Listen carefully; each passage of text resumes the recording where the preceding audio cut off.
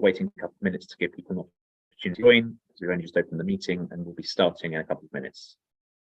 So hang in there.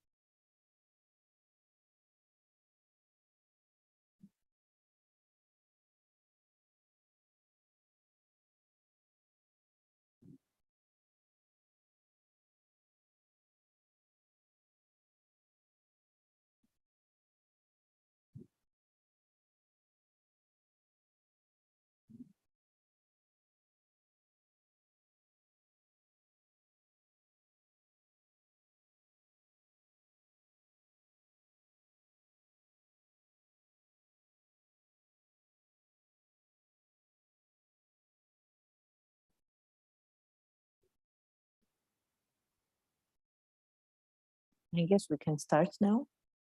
You think? Okay, all right. So yeah, sorry, it's traditional in this part of the world to start slightly late to allow people to arrive. So I think we can start now. I'm sure people will join us this week. So yeah, first of all, to introduce myself, my name is Alex Scrivener. I'm the program manager at the Eurasia Democratic Security Network. First, I'd just like to welcome everyone here to the latest of our series of panel discussions brought to you by EDSN with the kind support of the National Endowment of Democracy from the US. Now, the subject that we are to be discussing today, namely that of decolonizing Russia, is one that, to put it mildly, has proven rather controversial. In fact, it's provoked quite a few angry reactions from everyone from Russian talk show hosts, which is maybe not surprising, to academics and commentators in the West. Now, of course, it's not surprising that we should be having this conversation about decolonization in Russia now, at this time, in the wake of Russia's terrible aggression against Ukraine. But what is surprising to people, to those of us who are either from the region or have been in the region for a while, is that it's taken so long for this conversation to happen, for this discourse to happen. For, unlike here, the kind of idea of Russia as an empire, as what's happening with Russia and Russia's neighborhood as decolonization is a rather novel idea in the West, whereas in places like Georgia, where I am now in Tbilisi, and any other of the parts of the world that surround Russia or in Russia itself, the idea of Russia as an empire, as an imperial state, is actually quite an established frame. And you'll hear local people around the region refer to Russia in that way. But because it's such a novel concept in the West, it has provoked somewhat of a reaction. And obviously what's happened in Ukraine has really bumped up this kind of conversation up to the top of the agenda, much higher than it was. To which I think I can say, a lot of people from the region would probably say better late than never, but here we are, and then we're having this discussion today, which I think will be very helpful. Now, before I move on and introduce our illustrious speakers, I think I'll just take a minute to sort of clarify the subject a little bit, what we mean by decolonization. So some of the angriest reactions to this discourse have sort of taken to mean rather narrowly nothing short of kind of a total dismemberment or destruction of Russia or breakup of Russia. Now, of course, if nations that are currently within the Russian Federation have a democratic right of self-determination, decide that they want to pursue that kind of path, well, that's a subject that has to be discussed and should be discussed. But decolonization means so much more than that. It's also, for example, about how Russia behaves, how Russia's attitude is as an imperial state towards what's now, I say now, the last 30 years, for those countries that surround it that are now independent, the countries that too many Western commentators rather disparagingly refer to as Russia's backyard, and therefore kind of repeating the Russian colonial discourse. So that's very much part of decolonization, how we talk about the region, how Russia behaves in the region, vis-a-vis the countries that are now not Russia, that were Russia or the Soviet Union in the past. Decolonization is also about self-determination more broadly and about self-expression for those people from cultures and regions and nations that are currently within the Russian Federation. It's about amplifying. It's not just about independence or questions of independence, although it's also that. It's also about amplifying the voices of people from these places whose cultures have been regularly ignored, regularly even erased, not just by Russia, but also by too many people in the West and other countries who just sort of haven't taken seriously what they have to say. And this happened for far too long. I think decolonization, this discussion that we're going to have today, is part of rectifying that. So decolonization is a very broad subject, and it's something that I think all three of our speakers, all three of whom are from the region, will have a lot to add. And on that note, I would like to introduce our speakers. So firstly, I'll introduce Katsiaryna Shmatsina, who is an independent policy analyst and PhD fellow at Virginia Tech in Washington, DC, specializing in Belarusian foreign policy and Eurasia security. Previously a Rethink CEE fellow at the German Marshall Fund of the US and a researcher at the Belarusian Institute of Strategic Studies. And we also have Leyla Latypova, who is a reporter for the Moscow Times, covering regional and indigenous politics, human rights, and society in Russia. Separate from her main line of work, Leyla engages in research advocacy dedicated to bringing the world's attention to the issues of systemic rights violations against Russia's ethnic minority communities. Leyla is a Volga Tatar, hailing from the Republic of Bashkortostan. And thirdly, we have Ridvan Urcosta, a PhD candidate at the University of Warsaw, and an activist at the Crimean Tatar national movement. And he works as an analyst at several different European and American think tanks. So before I hand the floor over to the speakers, just give a quick overview of the rules of how this is going to work. I've asked each of the speakers to kind of give us 7-8 minutes of introduction. And that will be followed by Q&A, and any of you will be able to ask questions. Right now, all of you are muted automatically, and you cannot currently request to be unmuted until the speakers are finished. But once they're finished, we've moved on to the Q&A. If you would like to ask a question, please use the raise hand icon within Zoom to request that your mic be unmuted, and we will allow you to ask a question. I'd like to add to Deanna actually that I can't actually see anyone else. So if you're the only person who can see the hands, so if you could just you could be in charge of the recognizing of questions, because I can't do that from the chair, unfortunately. I don't know why. But yes, without further ado, I think I will hand over to Katsiaryna first, if that's okay. And I'd like to just ask you, Katsiaryna, decolonization of Russia, good idea? Good evening, everyone, and I really appreciate that you took time to dedicate it to this discussion on Friday evening. I will talk about my home country, Belarus, and I would also mention that Belarus often is a missing piece in various discussion about Russia's neighborhood. If it's correct, again, to think about our region as something in Russia's near abroad, so to say. I recall, like, oftentimes you would open a book, anything dedicated to, again, our region, and you would see something like, oh, Belarus is just, well, essentially you would see the hint that Belarus is a puppet, like Belarusian regime is a puppet of Russia, and that's pretty much it, that we are using the Russian language, etc. And then there is not much discussion or research going on. And I think that recent developments, when we see how Belarus is being dragged in Russia's war with Ukraine, and how the Belarusian political crisis is being unresolved, and therefore gives sort of opportunity for Kremlin to use Belarus as a launching pad for further aggression in the region, also to intimidate neighbors, EU neighbors, and other countries in the region. It sort of serves an illustration of how we forget about certain countries and sometimes just exclude them from from our lens through which we look at our region.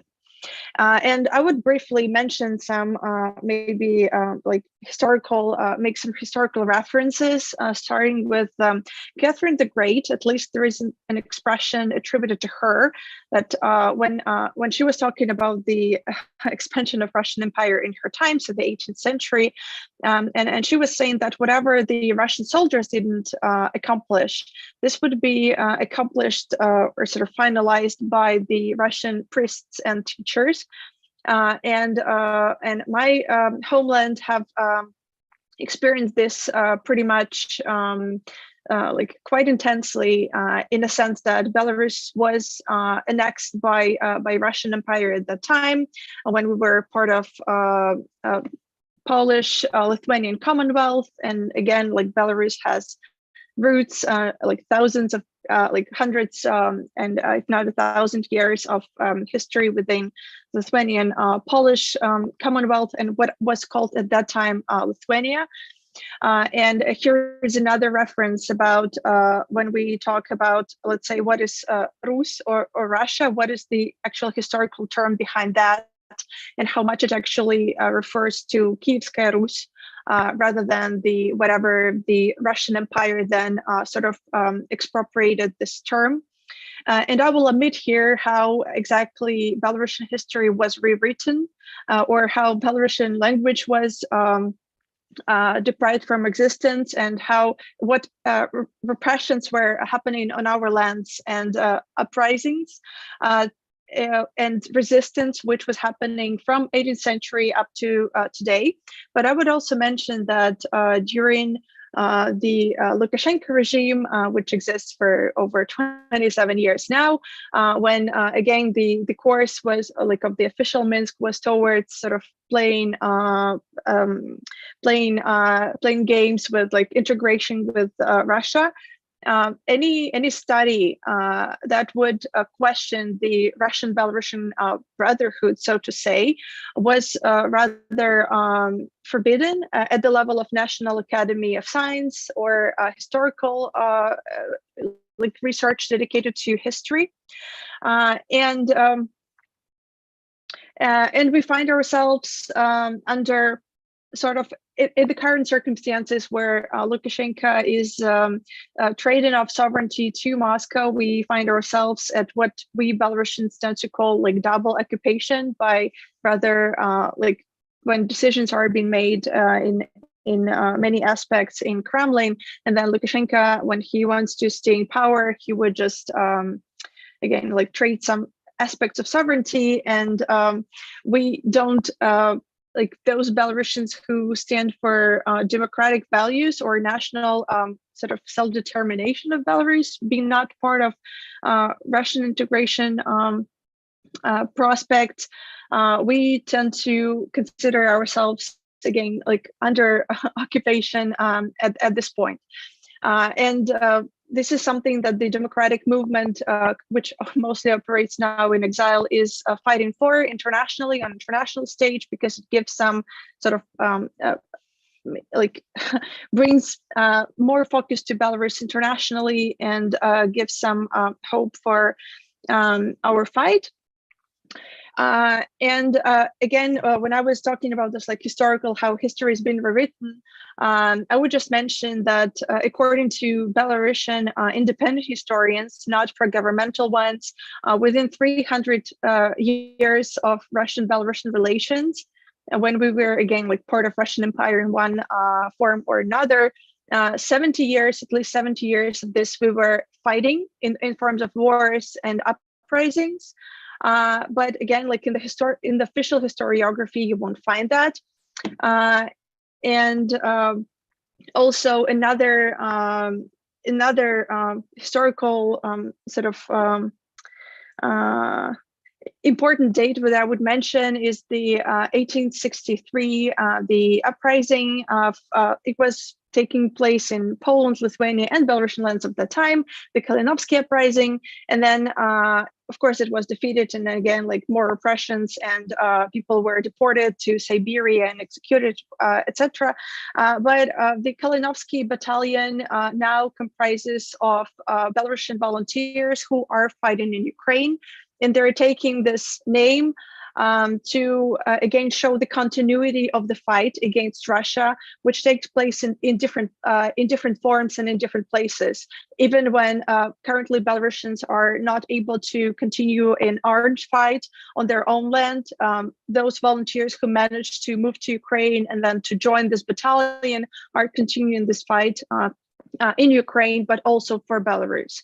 I won't take much time at this point, and looking forward to the Q&A session, but I would just mention that if we talk about the prospects of decolonization, I think like it's a little bit sort of like a distant perspective, given that we are now in the midst of war, in the midst of talking and thinking about actual nuclear threats. But I would also, again, like highlight the Belarus role or the Belarusian crisis in the current war, and would mention that when the Belarusian uprising or Belarusian democratic protest was taking place in 2020, and previously when Belarusians were protesting against further Belarusian integration moves several years earlier, it was quite hard to catch the international attention, and it was hard for the democratic movement of Belarus to get some actual decisive moves on behalf of the West, something beyond sanctions or something about actual sensitive sanctions. Why? Because the West simply did not want to agonize Russia over such sort of minor issue as Belarus. Also, not in the least part because Russia is a nuclear power, like possesses nuclear arsenal. And I think now it's a very, again, like timely discussion. And I think we're at the point where like the stakes are so high, and also the stakes, like I think it becomes more and more visible what happens when you, you as an collectively as international community sort of turn a blind eye continuously on the imperialistic ambitions of a sort of not a rising power, but some player which doesn't obey doesn't want to follow the liberal international order rules, and rather seeks to undermine those. And again, like what happens if we as an international community tend to think about short-term prospects, how to maybe to diminish this threat, or how to make little trade-offs, or not to sort of agonize these malicious players so that they won't create more troubles in the region. And I'll stop here.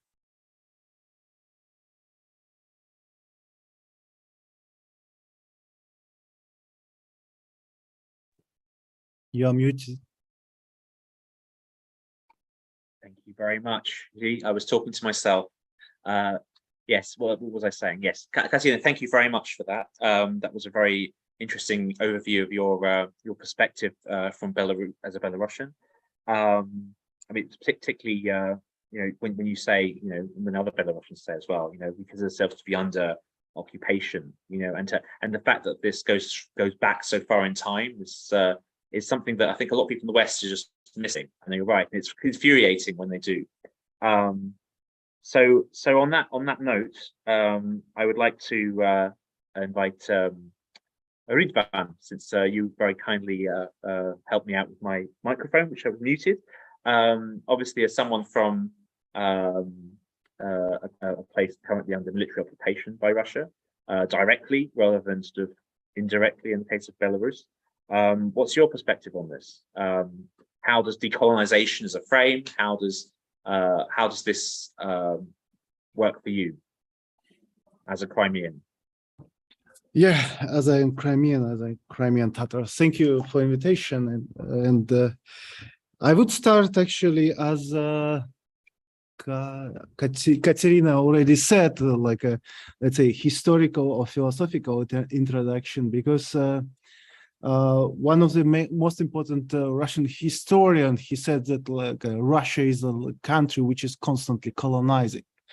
So, and from other side, I would add that Alexander Etkin, Russian historian, he added that it exists internal colonizing. So we have different types of colonization, like imperialist colonization, when you are taking different territories and incorporating them. But another, like at the second stage, it's another dilemma, how to integrate these people. So, and Katerina already described how it happened in Belarus, and like the very methodology almost the same, and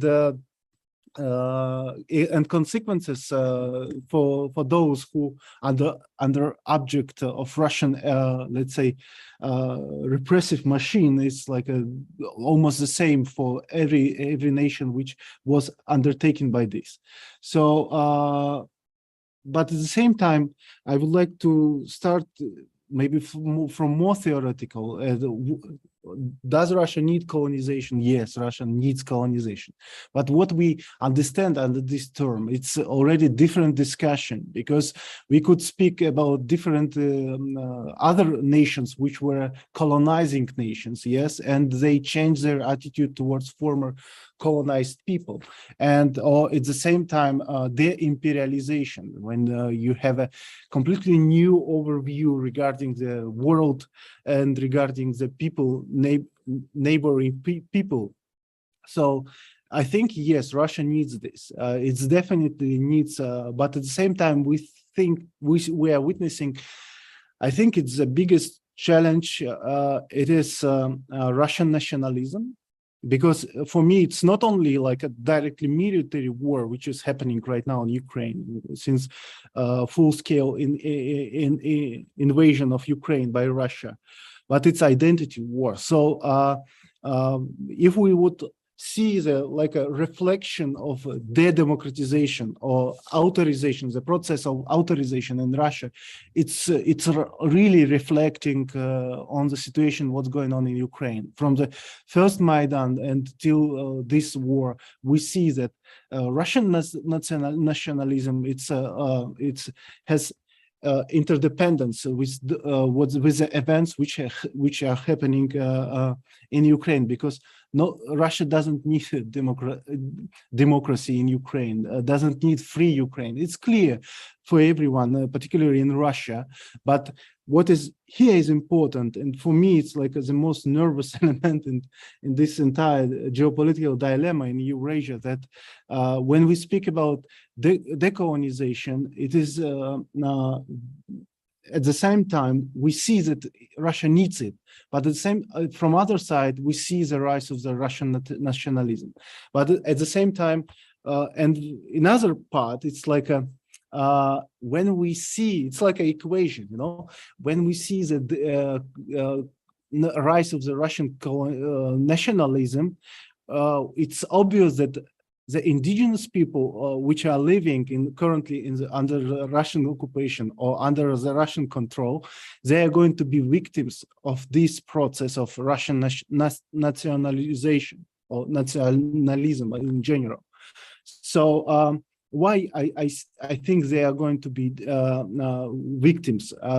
Because if before, they more or less, it was like a comfortable situation for both, like Russia pretended that it's not nationalistic state.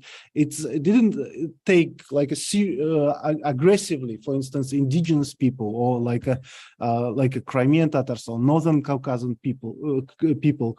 But in my opinion, and it's my, of course, hypothesis, but I think that if Russia's nationalism is going to rise, it would ask from indigenous people in Russia, and of course in Crimea, it's particularly visible that they would ask loyalty and total integration into new paradigm. And if Russia would succeed, it would be disastrous for those peoples. I think, for instance, even right now, if we take example of Crimea, yes, the Crimean Tatars witnessed at least 6 immigration cases within last 200 years. And this new one in 21st century, the mobilization and invasion of Ukraine caused, I would say, 6 wave of migration from Crimea. So we were struggling to return to Crimea in 20th century, and now my people is like stretching out in different directions from Crimea, in European Union, Turkey, Georgia, Central Asia, and but we are a very small nation, and we are suffering due to these processes. Why? It's simply because Russia wants loyalty. If you don't support loyalty, you will have consequences, and usually these consequences is real repressions. And I think with this process, of course, if we would take a Crimean case, Russia is really eliminating my nation from Crimea. It's like because what I see because I meet many Crimean Tatars who are passing through Warsaw, through in Poland in general, they spread out and no general strategy where are they going to settle. So this is chaotic move from Crimea. It's create like a total disaster for my people. As I repeat myself, sorry, but it's true. And I think it's not only waits for Crimean Tatars, but for other nations in which are, for instance, more or less like a stable situation in these regions or countries, for instance, in the Northern Caucasus or even Tatarstan and Bashkiria, and it's only beginning. So I'm right now. I'm going to be short. So this is my perspective. What's going on with the process of decolonization? So Russia needs to be decolonized. It's not only about like a statehood or like a political entity. It's about general mentality of these people who are living or like presenting pure of this state. I mean, the very Russians. Thank you. Thank you very much, Ridvan. You kind of communicated very well the kind of urgency of this problem for the smaller nations who are in this colonization problem. You know, it's not just a sort of nice to have. I mean, for many nations, including Crimean Tatars, this is existential. You know, the fact Russian nationalism is not getting better, it's not moving forward. It's actually getting worse in many ways. And you know, that threat is to small nations. You know, it could be a matter of life or death for those very nations. And I think that's the need for decolonization of the way we look at the problem, but also, as you put it, de-imperialization of the Russian mindset is so urgent. And it's not something we can have the sort of luxury of sitting back in sort of ivory towers in the West and thinking, oh, wouldn't it be nice if we decolonized Russia? That's not the situation at all. But for your nation, for so many others, this is a matter of life and death, and it has to. Things have to happen now to turn this around. So thank you very much, Ridvan, for that perspective.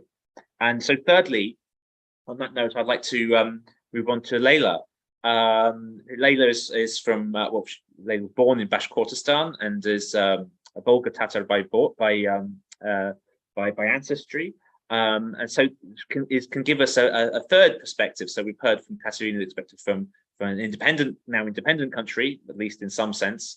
Formerly Belarus. We've heard from Ridvan from Crimea, which is under Russian occupation now, and now we can hear from Leyla, who is somewhere which is currently within Russia, and to talk to us about that situation. So Leyla, I guess my question to you is pretty much the same. You know, how urgent is decolonization for you, and how important or useful is this framing to you as someone from as a Tatar from a place currently within the Russian Federation? Thank you so much, Alex. My answer is short. It's a necessity, and an urgent necessity, the decolonization of Russia. In fact, I think it's the only way forward and the only natural step for all of us who are looking to achieve any kind of stability and peace in this place we call Russia's neighborhood. So I will use this opportunity to address kind of this, the other in this big question of our discussion. In fact, those people who usually call it the provocation, as Alexei pointed out, it's twofold. So first we hear that from the Kremlin, of course. There have been a lot of interesting remarks made, saying that it's a carefully calculated, policy of the West to destroy Russia, and, there will be bloodshed, it will all fall apart. So I think, the paradox is the very existence of people like me, but moreover, the existence and a growing existence of anti-war, anti-colonization movements within Russia, such as Free Buryatia Foundation, Free Yakutia Foundation. And I think it's very interesting because most of us, most of the members of those grassroots movements, who I personally know, we never aimed to, be politicians or lead this fight. But yet here we are on the front lines and very much disliked by the Kremlin. And the simple reason for that, of course, many of us have witness discrimination on a daily basis while living in Russia, particularly, once you go outside of the so-called your ethnic region, especially in the capital, Moscow, it's unbearable for most of us. A lot of people in Russia have basically an installed radar to identifying the minorities. Even, I'm easily identified. But, with invasion, with the start of Russia's invasion of Ukraine, and I said it from the very beginning, for the collective Tatar mindset, this was immediately, a colonial war. We all seen it, and the date that we keep coming back to is, of course, 1552. That's the start of Russia's occupation of Tatarstan. We're marking 470 years this year since the bloodshed that was the capture of Kazan. So we keep returning to that date because we remember, we commemorate that every year. So for many of us, joining this fight was a very natural response to support Ukraine and to kind of finally awaken. Now, I think another interesting thing is that as Russia started its partial mobilization, which we know is not really partial, and we have now ever-growing evidence that it disproportionately targets minority communities, more and more people, again, very ordinary people who never thought of doing anything quote-unquote political. In fact, Russia has been working so carefully to depoliticize its society for many, many years now. People decided to join the fight. They're joining the movements. They're coming out to protest. They, find new nonviolent forms of protest, online protests, other ways of resisting, and just speaking about those things. Rediscovering their identities, speaking in national languages again. All of those are very, very important forms of resistance. So that's to the Kremlin bit, and now to there are two other collective per se that I would like to address, and it's the so-called Russian liberal opposition, as well as Western scholars alike. Both criticize this the quest for Russian decolonialism. Now, to the Russian liberal opposition, and I don't have to say to the company of Georgians, what Russian liberal opposition, what their imperial mindset is, and how unfortunately deeply it's ingrained. But just last week, because we Tatars commemorated the fall of Kazan, and I had this thought, I actually put it on Twitter. I have asked, why didn't any members of Russian liberal opposition support this, kind of commemoration? It's easy. Put out a tweet. We just asking for solidarity and recognition and a platform. Well, there wasn't anything, and in fact, I was just asked, which commemoration? Why are we just hearing about this now? We have been doing this since 1989, every year on the same day. So I think, my olive branch tactic didn't work. Of course, that was unfortunately to be expected by many of us. And, you know, then to the Western scholars, to their collective, who, you know, many of them have said, and pardon this Orientalist slur that I will use, that if Russia collapses, there will be a lot of unruly Turkmenistans. You know, and to this, I'm going to be very frank with you and say that, of course, even within this big, you know, decolonial movement that is emerging within Russia, we have very different views on what we want our futures to look like. And that is very natural because I have a privilege of being from Russia's largest minority community. And Tatarstan to this day has been fighting, in fact, probably until yesterday when we abolished our constitutional court, have been fighting to preserve, you know, at least some shape or form of our statehood.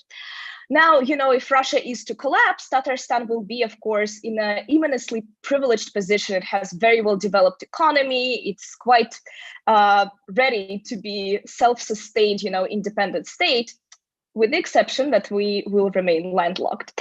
Now, my view, of course, on this is not as simple because I grew up in Bashkortostan, and I always highlight it because in Bashkortostan, I'm not an indigenous you know, minority. Tatars are not indigenous peoples. We are still a minority in Bashkortostan. So I have a very different view on that because I recognize that Russian regions are not homogeneous anymore. So here, this very important part of decolonization debate that comes in is that decolonization is also about fostering solidarity between different indigenous communities. And that is very important. We need to care, we need to think about each other. And when building this common future, with or without Russia, we need to consider interests of all those other smaller nations that don't have the same privileges as we do. There are multiple communities, indigenous peoples in the Russian north who are tiny. You know, it's communities of about 100 peoples, and no matter where they live, they will always be a minority. And unless, you know, we fight this broad, you know, colonial mentality, unless we learn, or rather unlearn all of this, you know, message of infighting between ethnicities that Russia has been imposing on us because it is a part of colonial divide and rule strategy. In fact, even between, you know, brotherly Turkic nations like Bashkirs and Tatars, Russia has always been fueling this narrative that we are not the same and we do not belong together. So we need to unlearn that, and there is a lot of work. But I believe we can, and we will not be using strategies of the colonizers if Russia is to collapse. I believe we can negotiate, we can hear each other, and that is very, very big part of this decolonial work. So that is my answer to all the Western academics for now. We will see how the situation develops. Yeah, and I will leave it to Q&A. Thank you.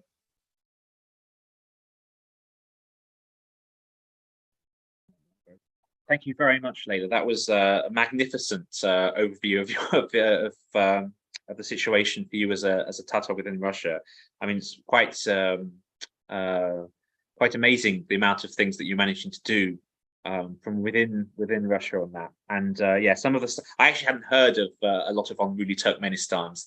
I've been spared that horror of who said that. Seriously, can I go and, like, I don't know, hit them or something? I don't know. Like that's an absolutely terrible thing to say. But like that is, you're right. Like all of us here in this meeting have come across the kind of haughty Western academic who sort of thinks that thinks in those terms about the region, and obviously the Russian imperialists themselves, or even the Russian liberals, have problems of their own. So you made an amazing overview of all that. So thank you very much. So at this stage, now we've heard from all three of the speakers, I would like to open this up for Q&A discussion. So if anyone would like, I actually can, Deanna, by the way, see the raised hands. It was my fault I couldn't, so I can see them, so I can select people. So if you could just unmute people that I say should be unmuted, that would be great. And we can get some questions from the audience. So I see Natalie Sabanadze has raised her hand. So Deanna, if you could unmute Natalie so she could ask the question. Can you hear me? Yes, thank you very much. I have to run, but I didn't want to leave without making a comment, because I think it's a very interesting discussion and something that has been sort of on my mind lately. And I think it's quite interesting that the conversation about decolonization in the context of Russia has come up now as the war is raging. While, interestingly enough, and I teach Russian politics right now, so it's all in my head, it has not really been a conversation at the end of the Soviet collapse. So there was a kind of a recognition that Soviet Union was an empire, right? And a lot of narratives of explanations of the Soviet collapse was of an imperial collapse. But somehow, interestingly enough, it was an empire without colonies, because union republics, and then under union republics, further autonomous republics and so on, in the case of Russia, union republics were never really considered in the Western discourse as colonies. And in many ways, perhaps union republics themselves didn't articulate their position as colonies. So there is something to be explored there, I think. And what interests me is this lack of decolonization lens, so to say, that was never used, has also determined Western responses to what was going on in the former Soviet space. So, for example, if you recall the famous Chicken Kiev speech of Bush, who came and told Ukrainians, freedom and independence is not the same thing, so stay put. Had there been this understanding that actually these republics are colonies, he would have never been able to make that kind of statement. So the lens, basically what I'm trying to get to, the lens is very important. And I think to begin discussion with 30-year delay, but still better late than never, is very important. And I was struck by Belarus and the kind of today's even perception of Belarus being practically still a colony of Russia. So I think this is very interesting. And also, obviously, internal decolonization, where we're looking at the kind of captive nations within Russia. And just to make a remark about the fears that there are among the Western observers, perhaps, we have a very well advanced minority rights framework. Obviously, once you start splitting up, you can never split, into ethnically pure regions or territories or countries, but there is an international framework for minority protection that needs to be enforced, obviously. And just as a remark, I have a lot of sympathy for the tragedy of Crimean Tatars that have found themselves mistreated over and over again.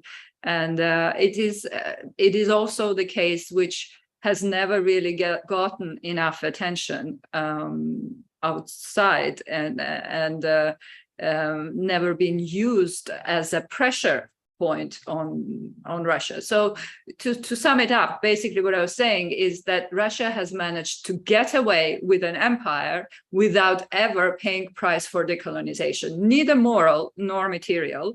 And I think this is a huge omission, which partly comes from us as well, because we never had that kind of scholarship developed. A lot of post-colonial scholarship comes from India, for example, and former colonies. We never developed that ourselves. So that conversation was not triggered by us. And that has had real political consequences on the way the Eurasia and the Eurasian security is being treated. That's all I wanted to say. And I want to thank you very much for an interesting discussion. And unfortunately, I have to leave you. Thank you very much, Natalie. That was a lot of food for thought there from Natalie. What I'm getting from you, and I think from all our speakers, actually, I think all of us here, there's something we all have in common. Whether in Belarus and you're dealing with Lukashenko, whether you're Natalie or I in Tbilisi, and we're sort of from the Georgian perspective, whether Leyla within Tatarstan or Bashkortostan, and all of it, or Ridvan, in Ukraine. Like all of us, the thing we have in common is this sort of seething anger and bitterness a little bit, not in the bad way, but that feel like we've been left behind by the decolonization discourse, that we hear a lot about decolonization in other parts of the world. And somehow Russia, as Natalie just said, has got away with having the biggest territorial empire in the world and has had to pay none of the price, or very little of the price, morally, rhetorically, that the other countries that had colonial empires had to pay. And not only that, it's only now that we're forcing this issue onto the agenda. And it's very frustrating for all of us, and that's what I'm feeling from Natalie's contribution and from all of your contributions at the same time, and so I guess I open it up to the three speakers. How would you like to respond to that?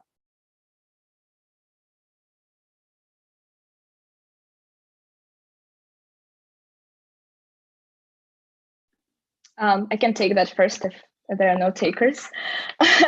Well, yeah, speaking of this, bitterness and the anger, for me, that stems also from the fact that Russia has been very openly targeting the minorities within the country for the past 20 years. Even prior to the annexation of Crimea in 2014, we've seen it to all this, before, in this Russian federalism were kind of the powerhouses, in fact, like Tatarstan and Bashkortostan were the two, but slowly but surely, Russia got rid of federal agreements, and kind of just together with federalism moved to abolish rights of minorities. In 2017, Tatars were taking away the right to study the national language at school. And that happened to all other minority communities before. A lot of languages in Russia are dying out, and that is direct consequence of complete inaction. Even though, it has been happening out in the open, Kremlin never tried to, even conceal that at the very least. So, yeah, I think, that's where my anger stems from, because we have seen this kind of build up to this colonial war for many, many, many years.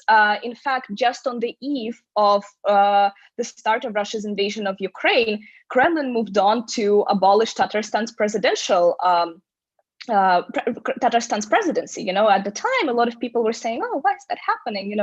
Why does that matter? I mean, now we know that an empire can only have one president. It would be, of course, ridiculous if someone over there, would be challenging Putin's authority. So those are very little things. They cannot in no way compare to the bloodshed Russia is orchestrating in Ukraine right now. But, those were kind of the little signs and pointers that maybe if, the international community have taken those things just a little bit more seriously, maybe things wouldn't be as severe right now.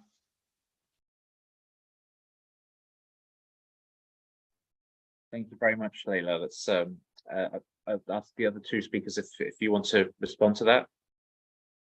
Either of you.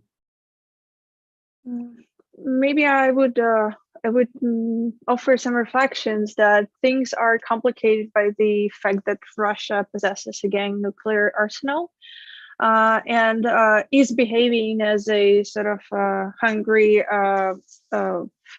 rival internationally, acting sort of in a malicious manner, challenging the status quo and the liberal international order. And I would say that, I'm not offering here to dive deeply into, let's say, China's history and what is happening over there, and whether, let's say, people residing in China feel similar sort of sentiments, and who would want to sort of exit the Chinese state and have their own, let's say. But what I'm saying is that I think now in current, given Russia, current Moscow's ambitions, I think we find ourselves sort of at a stalemate with the prospect what would happen with in our neighborhood. And again, speaking about Belarus, I don't see a optimistic prospect for Belarusian democracy, Belarusian independence, until the Moscow has its ability to keep grip specifically on Belarus. And what I mean by that is that even the victory of Ukraine in the war, assuming it happens, it doesn't mean that things happen things improve for my country. And what I mean by that is that in a potential, let's say, peace talks between Ukraine and the Western partners on one side and Russia on the other, assuming again that Russia is exhausted and or defeated explicitly, or exhausted enough to have the peace talks, Belarus could easily stay a bargaining chip in this kind of talks, and we are doomed, like Belarusians, until Kremlin is specifically able to keep Belarus in its orbit. Even like, let's say, like weakened Russia, if they lose everything else, all other leverages, but still able to keep Belarus in its orbit.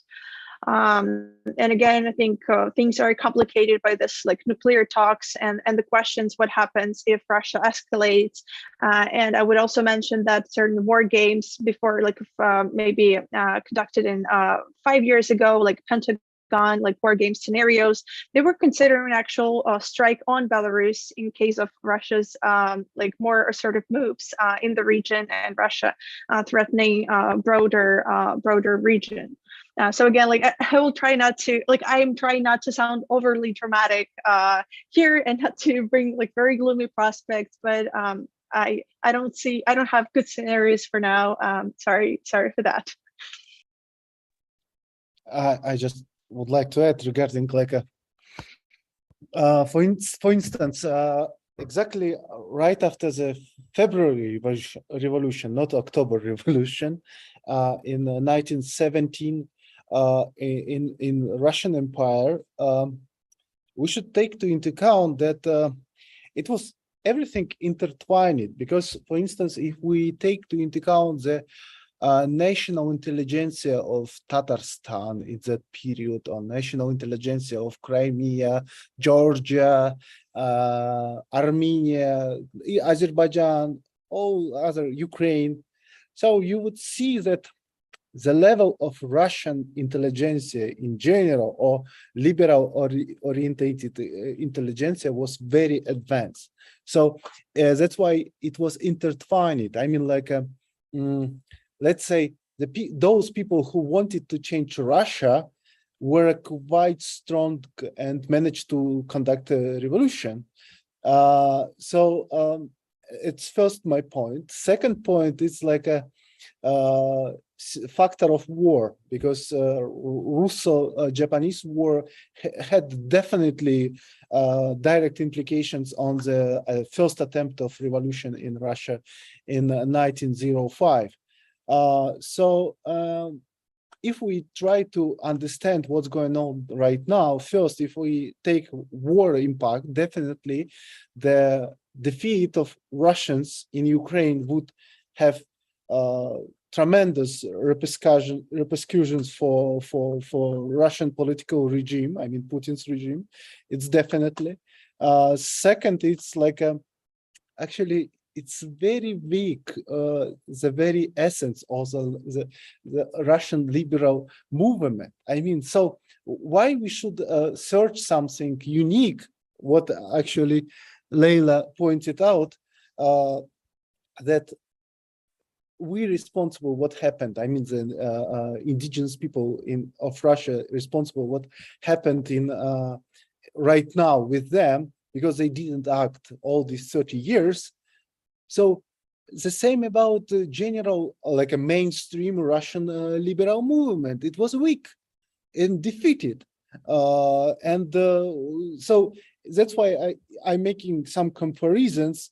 But at the same time, I still remain optimistic regarding the future, because this potential which indigenous people are carrying right now in Russia, it is not exhausted. It's definitely, it is not exhausted. And but at the same time, when we think about future of decolonized Russia, we could, for instance, one scenario, it's like as Great Britain has, yes, they have several indigenous people who are living together with them, but at the same time they more or less satisfied this current situation. more or less, I say. But it's completely different situation when in Russia. In other scenario, it's like an independence case. Yes, for instance, for Northern Caucasus, for Western Siberia. It is important. I think it should be taken into account, because when it starts, if you don't have some plan, or at least imaginary plan, it would be chaos. That's why the things we should work on this direction. I think it's I mean, for those people who really cares about this, for instance, Crimean Tatars and other indigenous people, we should work on this direction. But from other side, from the a grand perspective, it should be like a general understanding that if it's something going to start, it shouldn't be chaos. Otherwise, it's this avalanche will destroy all these small nations, you know. That's why it should be very carefully elaborated. And finally, I'm finishing. It is quite common idea that from Crimea it started, and in Crimea it should stop. So I agree with this point, because right now, Russia is controlling Crimea. Russia is controlling the Crimean Tatars, the major part of them. So Ukraine should elaborate, because recently Ukraine recognized Republic of Ichkeria. So it is interesting move, but at the same time, it should be Ukraine should be make some very important moves in direction of Crimean Tatars in Crimea. I mean, recognize the Crimean Tatar autonomy, or of course it shouldn't be a totally nationalistic, but at least that the Crimean Tatars should be satisfied. So it is a message for new post Putin's Russia, you know, in my opinion, because without Ukraine, nobody would nobody will so engaged in the future of post Putin's Russia as Ukraine, in my opinion. Of course, together with the West. Thank you. Thank you very much, Ridvan. I mean, there's a lot of really interesting stuff that's been said, actually. You said, especially around the danger of sort of minorities, I suppose, nations within Russia leading the rebellion, because then, you know, if there's no support within Russians themselves, you know, it's not fair, as I think some Western kind of observers from their armchairs seem to sort of think sometimes, that why don't they just rebel? There's kind of this feeling sometimes, you know, and as you very rightly kind of articulate, it's not as easy as that, and the stakes are enormous, you know, and they are rebelling as well, but you know, not in ways that certain Western commentators need to see for some reason. And and I see there's another thread throughout. I think all three of you have the same sort of frustration we do too, with sort of liberals, especially Russian liberals.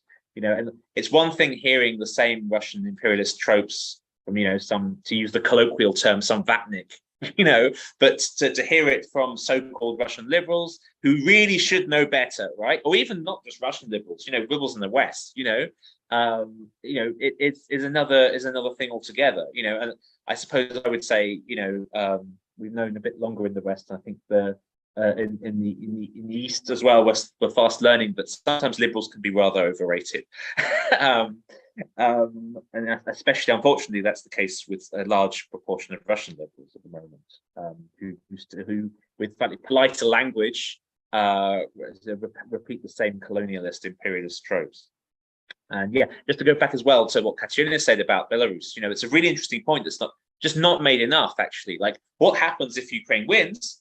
You know, what happens to Belarus? You know, no one really think, like, could Belarus even lose either way? You know, is Belarus in a lose-lose position? You know, does the West treat Belarus as one of the baddies, when in fact the people of Belarus are just in a very similar situation to all the rest of us? You know, and it's not fair or just to sort of, you know, reduce the status of Belarus as some kind of bargaining chip, or even worse, you know, to punish Belarus for having this dictator in charge, effectively a colonial governor, I think, to borrow what you were saying, Katsiaryna. So, you know, there's really, really interesting points you guys all made. So on that note, I open it up to any further questions from the audience. So if you would like to ask a question, please raise your hand now.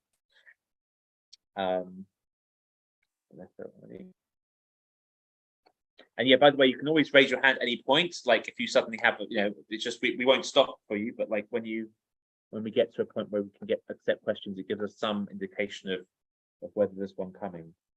No one? Well, if not, then I can ask a question, I guess, while everyone else is thinking about what they want to ask.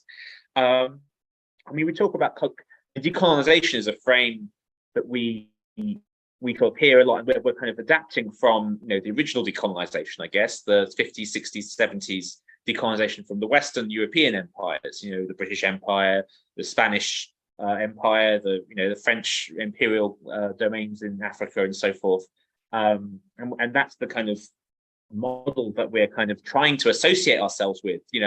I guess the question is, how do we do that? Because a lot of the people who talk most about decolonization now in the kind of African, Asian, Latin American context tend to be, within sort of the general frame of the progressive kind of world, the left, socialists or whatever, and people from these countries as well. So people from India, people from Africa, Latin America, and I think what's been really striking, actually, until very recently, I think even now, is the sort of lack of solidarity that our decolonization struggle has elicited from some of who should be our best friends. People, who are struggling against decolonization in Africa, in Asia, people from India, as I think Natalie said, like a lot of the decolonization expertise comes from India, because of their, very famous and very strong decolonization struggle against the British. Where are the voices from these countries supporting us? And maybe it's because they just, maybe how do we associate ourselves?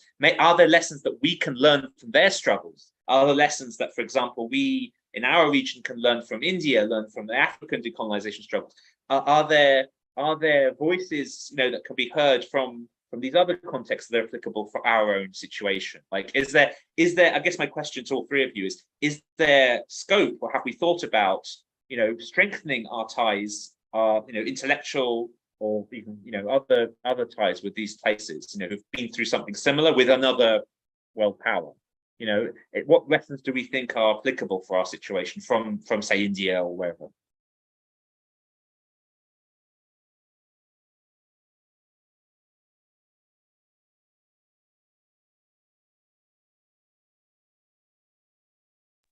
I would say that like my first idea is that I think we live in a very dynamically changing world, and maybe like the historical memory is out there, but I would assume that each of these countries are occupied with their own affairs and with the new sort of dynamics and new challenges. What I mean, let's say like by the India could be occupied now more with the rise of China and the threats it poses, and then like some of let's say like India or the other neighbors could look at ways how to even partner with Russia on issues of, let's say, arms trade, and again like seeking ways how to rebalance Chinese influence, or again like if we look at African countries, again some of them could be deeply engaging in China's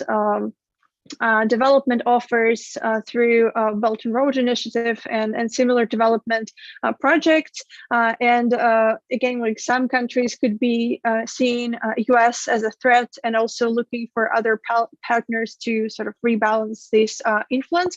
And I'm not jumping here to conclusions or trying to overgeneralize, but my first idea is that, again, like the memory of something that was happening, what was actual for those states, let's say, I don't know, like 40, 50 years ago, could not be relevant, like necessarily relevant at the moment, and they could be moving on. And here I would again bring the example of the Baltic states and Belarus. So at one point, they, let's say maybe prior to Belarus being involved in an aggression towards Ukraine, Baltic states were much more friendly towards Belarus and the Belarusian democratic activists, and were much more open about sharing how we got away from Russia when we could, how we secured our place at NATO and EU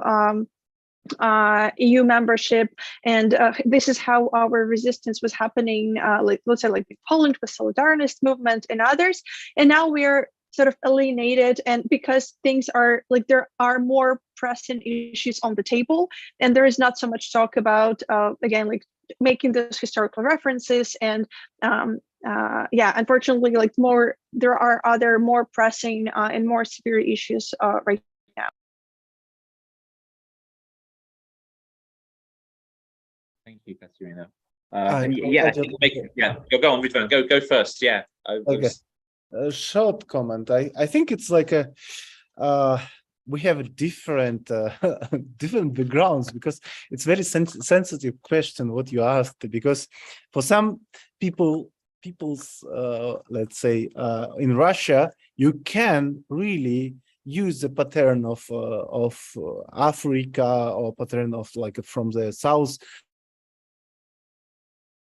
or something.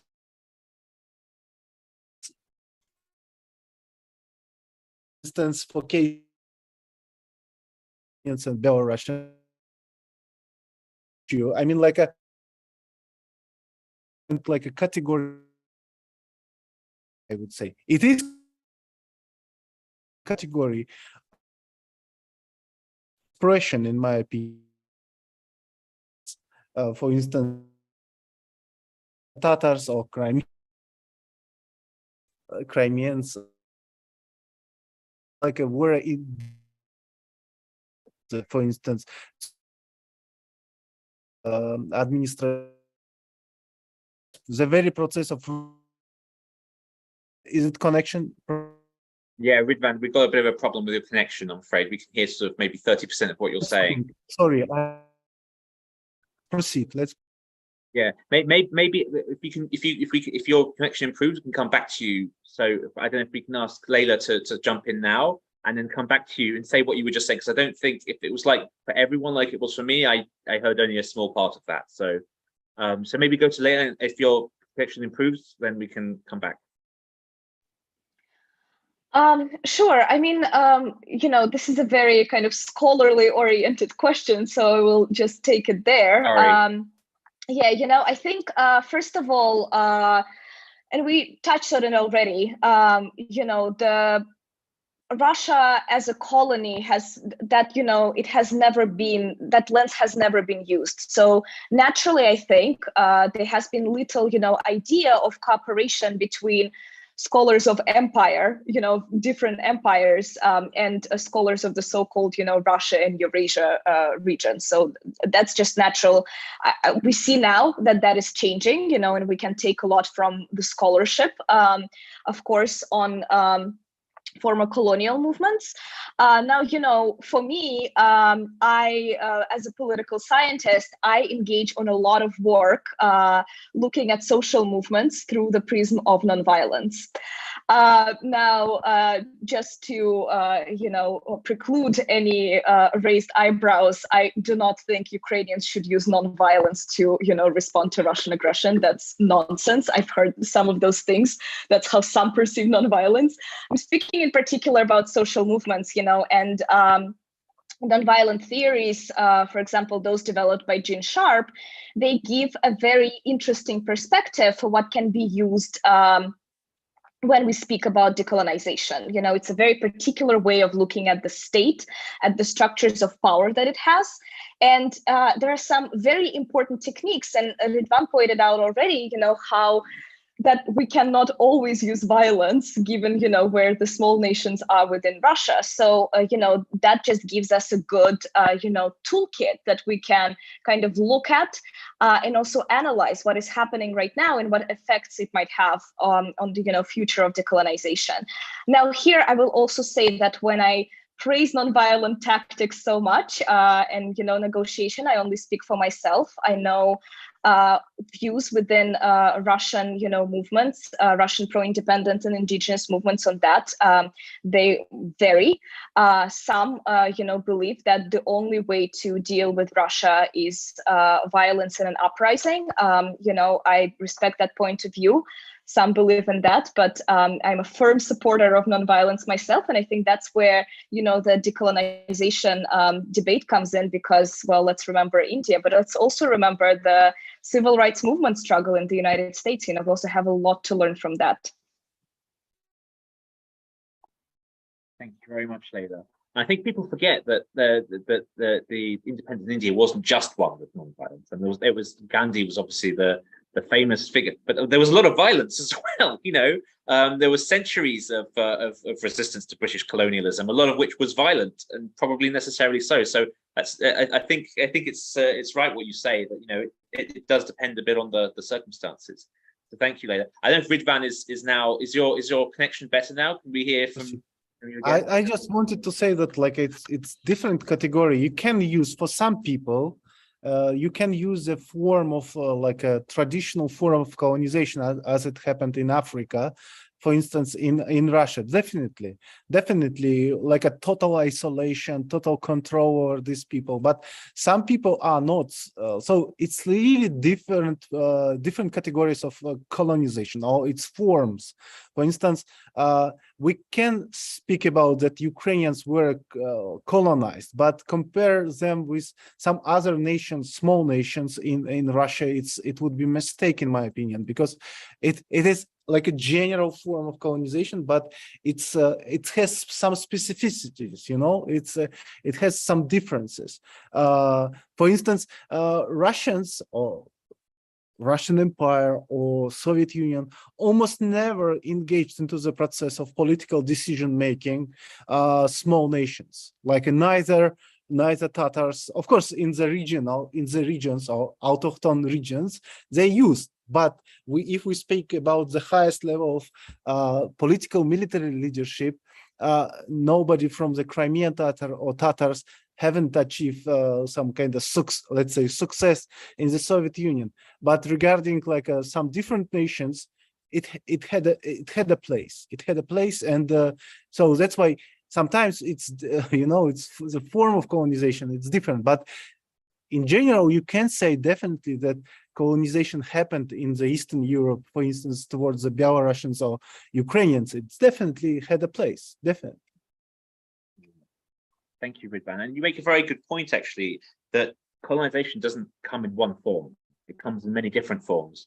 And it's not just the thing with what Russia is doing with using different nationalities, privileging some over others sometimes, maybe the other way around. That happens in pretty much all colonial empires. If you take the British, for example, we talk about Indians in one context as being repressed, but actually they were used often, a lot of them were moved to places like Uganda or wherever, where they were used as part of the British colonial bureaucracy and actually given privileges vis-a-vis the locals. So, there are lots of really complicated things going on with with imperialism, both the kind of classical 19th century kind and the kind we're seeing now with Russia. So that stuff is nothing new, and it's definitely something that's going on with Russia. I mean, as sitting here in Georgia, I mean, the most obvious example is Stalin, right? Stalin was a Georgian, and yet he was one of the greatest Russian imperialists in history. So and to make a more moderate example from that, in the UK, some of the politicians in the Republican Conservative Party who are most anti-immigration, who are most about, I guess what you would call a kind of modern colonialist mindset, are actually people who are some of them are descended from those communities. So, for example, Suella Braverman, who was the Home Secretary of the government which just fell in the UK just now, was one of the most extremist anti-immigration and Home Secretaries in history. So, and believed in shipping off people by plane to Rwanda to sit in concentration camps, effectively. So and a lot of those people come from those sort of communities historically. So it's really complicated, and so thanks for that point. And and I thanks for answering my question. I guess all three of you. They were both. So yeah, are there any other questions from the audience? Does anyone want to raise their hand and ask an additional question? I can see there was a sort of comment in the comments, which I will read out, but first I'll ask if anyone has a kind of question they want to pose themselves.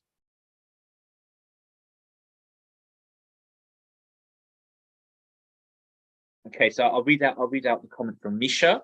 So it's not so much a question, but more of an observation. There are multiple groups that are suffering both so-called Western and Russian colonialism at the same time. For example, Yupik and Aleut people, or did in the past, as the Great Game comes to mind. of course, the USSR had neo-colonial engagements in Africa too. And yeah, I think that's kind of linked to the points we were just talking about, regards to kind of the lessons of history when it comes to colonialism. And I suppose it comes to mind to me that this could be a way for some of us to kind of reach out to some of these countries, because a lot of these countries that were colonialized by the West are now leaning pro-Russia now. Like if you look at like UN votes or whatever on Crimea or Ukraine generally, like the countries that are most kind of lukewarm about the situation are countries that used to be colonized by the West. So there's a kind of lacking this sort of solidarity. So if we like boost this narrative of decolonization, actually we are in the same situation you were in 50 years ago, that could actually help diplomatically, to broaden support for our causes and for decolonization in the region. But yeah, so in terms of like what Misha wrote, do any of you have any comment about Western and Russian colonialism, or any of these other comparisons? The Great Game, for example, or anything else?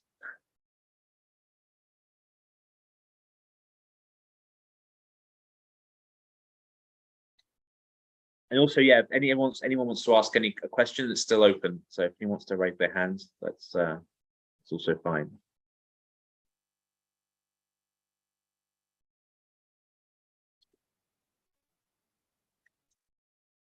And I guess my feeling is there's no more sort of real questions. So maybe we can go.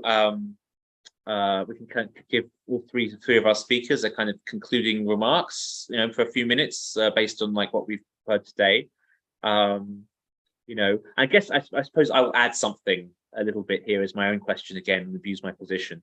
Like I was criticized by Leyla quite rightly for asking a question that was far too academic. So I'm going to go the opposite extreme and ask a really activist question. What do we do? What can we do? We're all sitting in different countries and different places. How do we help each other? As peoples in not the same, different, but also linked situations. How do we use decolonization? How do we promote decolonization of our region ourselves? What should we do? What can we do? If I may go first, I think the answer is very simple. We need to learn about each other. And, I think that's how colonies function, right? Like within Russia. And when, I as a Tatar think about Russia's neighborhood, a lot of people do not know anything about, cultures of other peoples, because we have all been fed so much Russian culture and Russian language that everything else is forgotten. Of course, here, we have a very educated group of people, an exceptionally, educated audience. But on the grand scale of, things, people don't know much about languages, which groups they are, histories, cultures, etc. And, it seems like a very small and unimportant thing when we have, a literal war going on. But at the same time, it's very easy, and it starts right there. And, I guess another thing is just, helping each other and amplifying each other's voices. I'm incredibly grateful that today we have this platform, and thank you for inviting us to talk about our cultures. And honestly, we just need a little bit more on that. We need to ensure that, when, and we spoke about the collapse of the USSR, that when the next great collapse happens, we don't repeat the same mistakes. And that, there is a fair decision making, and that there is a plurality of voices. We do need to push this academic, activist, any kind of discussion to completely next level, and it needs to be theoretical as well as practical. We need to talk about things, talk them through, and also talk about the uncomfortable things. As I mentioned, there are different views on what needs to happen, and we can only, come up with a good plan to combat Kremlin's imperialism if we work together and we are very open about what we want to see. But I think, one thing we all align on, and here it doesn't matter which ethnicity you are, we do want to see democracies on regional level in Russia. Whatever those regions will be, we will see. But that's, our main goal is to, partition with this, because with democracy steps, at least it's some kind of step to ending colonial mindsets as well. Once you know that your voice is being heard. So that'll be it from me. Thank you very much, Leyla. And yeah, I mean, what you say is really important in terms of like so many of these. And I think some of us from say places like Georgia or whatever, and Ukraine might have known this 30, 40 years ago when there was no independence, and people said, "Where's Ukraine? Where's Georgia? Where isn't that in America?" And like I think for people like, say, for example, Bashkortostan or Kalmykia, if you said someone in the average European capital city, even amongst intelligent people, who are educated and know, do you know there's like a Buddhist state in Europe? No.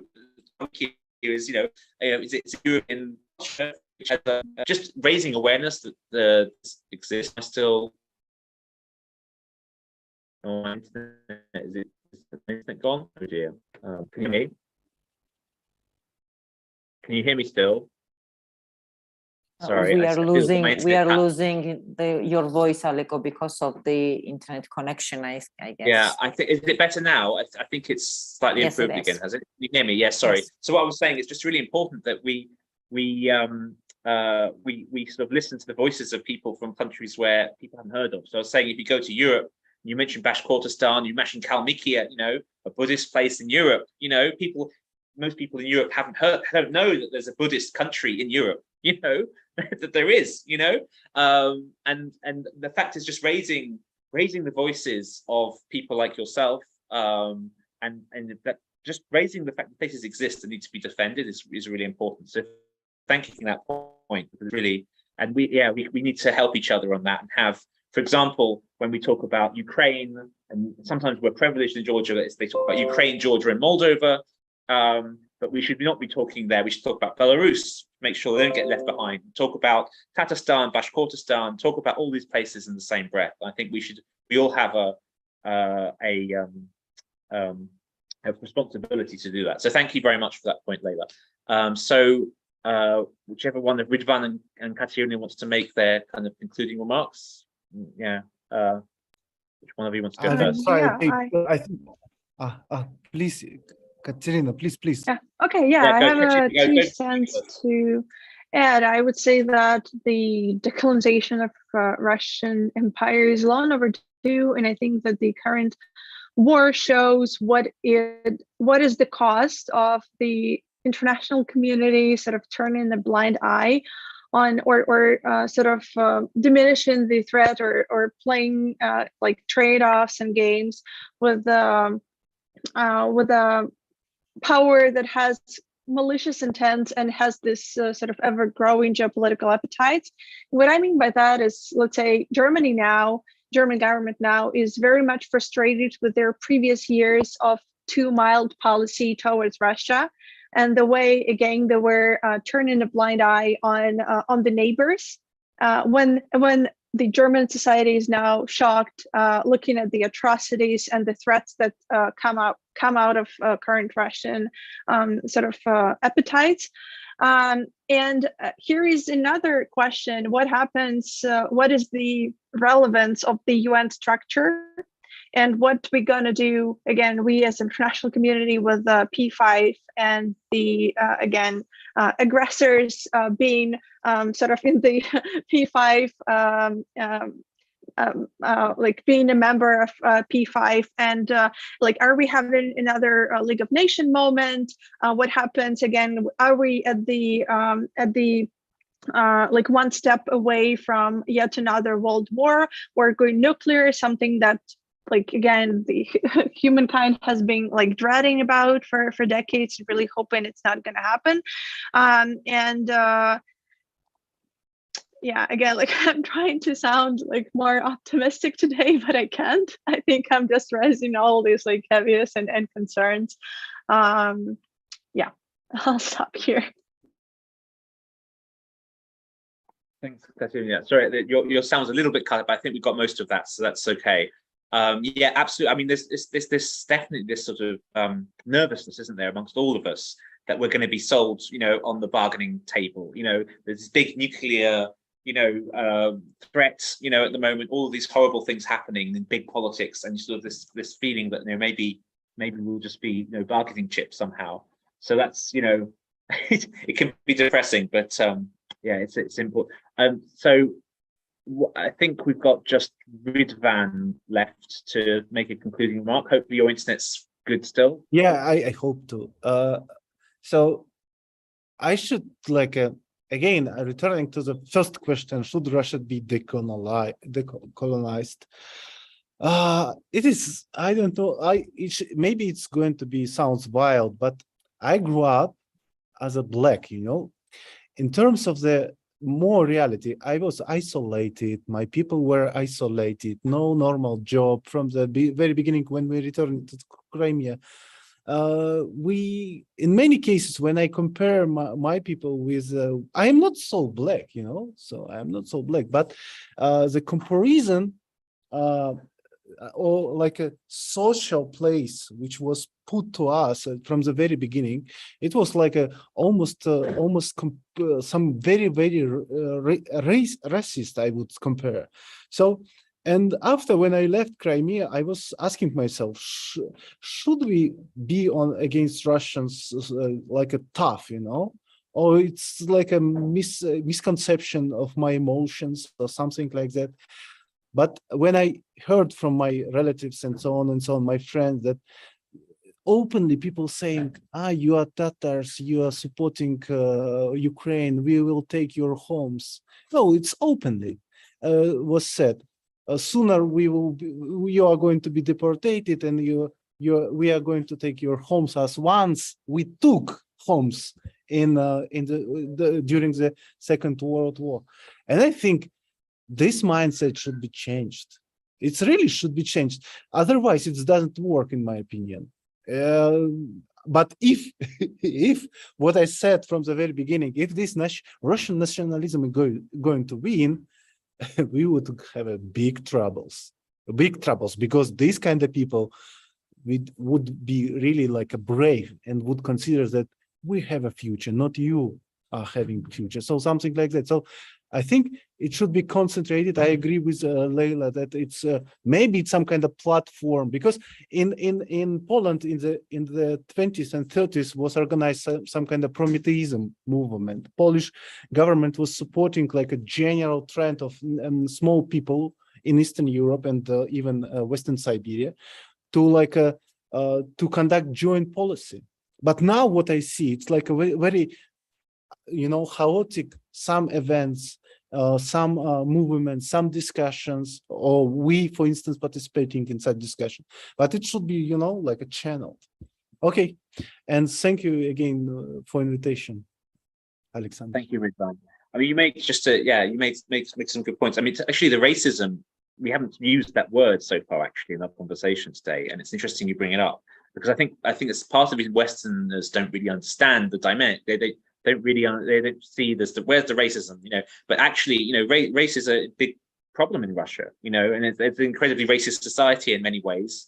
And, if you just look at who's being sent to the front in Ukraine, you can see visually that they look different from what people imagine Russians to look like, and obviously, some people like, Crimean Tatars or even Georgians or whatever, when they go west, people don't really understand the visual difference, but Russians do. Russians know who is a Russian and who's not, and maybe less applicable to Belarusians, but like definitely for Tatars, for people from the east, like Sakha or whatever, they look very different, and people from the Caucasus as well actually look maybe less different from the Western eye, but for the Russian eye look very different and act different, and are therefore subject to the same kinds of racial discrimination that Westerners would associate with, say, for example, African Americans or Asians or whatever.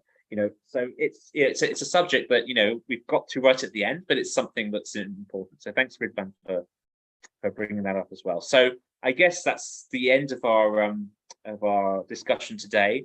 All three of you, thank you very much for very, very interesting contributions, and I think we've had a very interesting discussion here today. For those of you watching either here on Zoom or on YouTube later or on live stream. Thank you very much for coming. And we at EDSN obviously do these events rather regularly, so definitely watch our space on Facebook, Twitter, so on and so forth, and we will keep you informed of other interesting and hopefully also controversial, hopefully to some extent, discussions that will happen in future on subjects like this. So watch this space, and yeah, thank you very much for coming, and thank you all three of you once again. Thank you for having us.